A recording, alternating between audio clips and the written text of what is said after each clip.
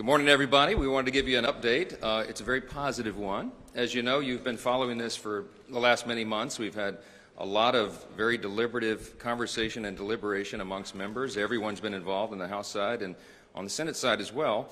We had some of those deliberations as recently as last night, and it's very productive. And I'm happy to tell you that this morning I believe we had the votes to finally adopt the budget resolution so we can move forward on President Trump's very important agenda for the American people. This process has required a lot of close consultation between the White House and the Senate, and all of that has been necessary because we want to make sure that we are delivering on our shared goals in the budget reconciliation process. Our big, beautiful bill has to reflect all of that, and so it is big, and it involves a lot of areas of policy, and so it requires a lot of close coordination. Our two chambers are directly aligned also on a very important principle, and that is the principle of fiscal responsibility. We are the party that delivers and ensures that.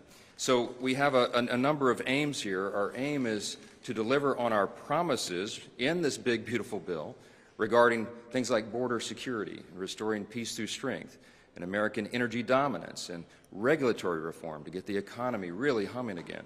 And of course also tax relief, tax reductions. We have to make the tax cuts permanent, and that's all involved and enveloped in this big effort, and all the other promises and priorities we made. Now, it's important to note that at the same time, we also need to achieve the maximum amount of savings for the American people, because that's what fiscal responsibility is. And we even want to start reducing the deficit. So with all that in mind, our first big, beautiful reconciliation package here involves a number of commitments, and one of those is that we are committed to finding at least $1.5 trillion in savings for the American people, while also preserving our essential programs. The Democrats are out right now trying to make hay out of the fact that we're going to gut Medicaid and all these other things. It's simply not true.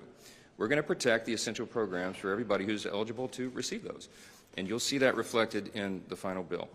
But I think it's very important for us to note that we'll be looking for $1.5 trillion in savings, and I can tell you that many of us are going to aim much higher and find those savings because we believe they are there. We want to make government more efficient, effective, and leaner for the American people. And I think that will serve every American of every party, and we're happy to do that. This morning we'll take the next big step in that process, and I just want to say I'm very happy to have our partners in the Senate working so closely with us as one team, one unified team, which is very important for us to deliver on all these objectives. And I can't tell you how much I thank Senate Majority Leader Thune for his principled, steady leadership and his resolve through this entire process, and I'm delighted to yield the podium to him next. Thank you.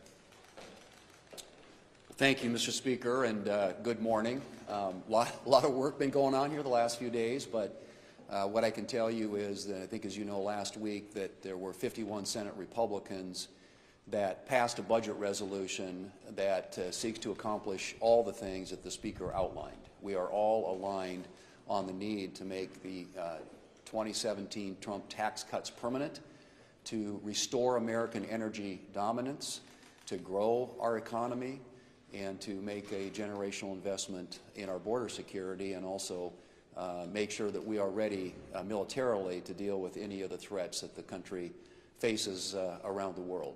And those are all things that are addressed in this budget resolution, which is why it's really important that we act. The budget resolution, as you know, is the first step. It unlocks budget reconciliation, which is where all this can be achieved.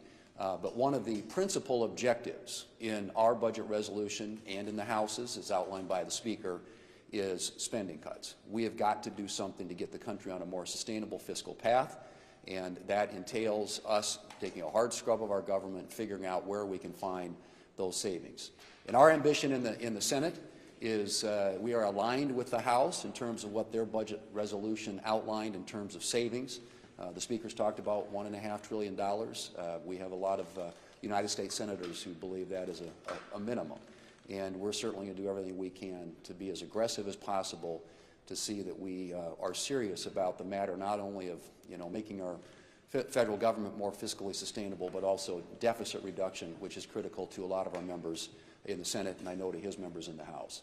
So we're ready to move forward. I'm hoping that the Speaker and his team and his House colleagues can succeed today, get the budget resolution passed, and that will set us up for the next step in this process, which enables us to achieve all the things on President Trump's agenda, including those I just outlined. But absolutely essential that we work really, really hard to see what we can do to make government smaller, more efficient, and more accountable to the American taxpayer.